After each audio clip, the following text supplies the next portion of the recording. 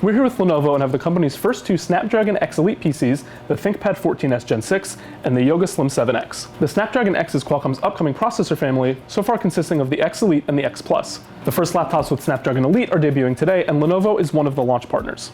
With these two PCs, Lenovo is rolling with just the Snapdragon X Elite, not the Snapdragon X Plus yet, but we saw a few surprising things around these two Windows on Arm systems.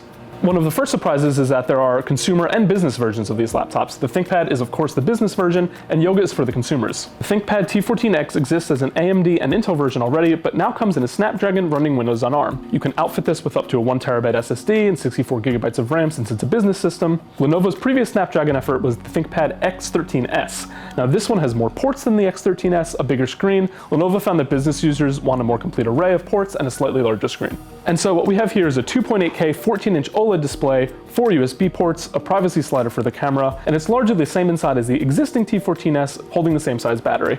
As for the Yoga Slim 7X, the consumer model, there's one SKU and you get a 14.5 3K OLED display, 16GB of memory, a 1TB SSD, and this is not a 2-in-1 convertible, it's a standard clamshell laptop. It also has 4 mics and a privacy shutter for the webcam. I mentioned that price point, and that was one of the biggest surprises here. We weren't exactly sure what price the Snapdragons would come in at, but the Elite is lower than expectations. Traditionally, the strength of the Snapdragon laptops has been battery life and always-on connectivity. Traditional ding against them has been the lack of native apps in Windows on Arm and the performance of non-native apps in emulation. There are claim improvements in both regards. Windows on Arm has gotten better than the last wave. Now you have Adobe Lightroom, Adobe Photoshop, Microsoft Office, Chrome browser, and Cisco VPN compatibility, just to name a few examples. We have tested the Snapdragon X Elite and X Plus on Qualcomm reference systems and seen what is probably the higher-end performance for these chips.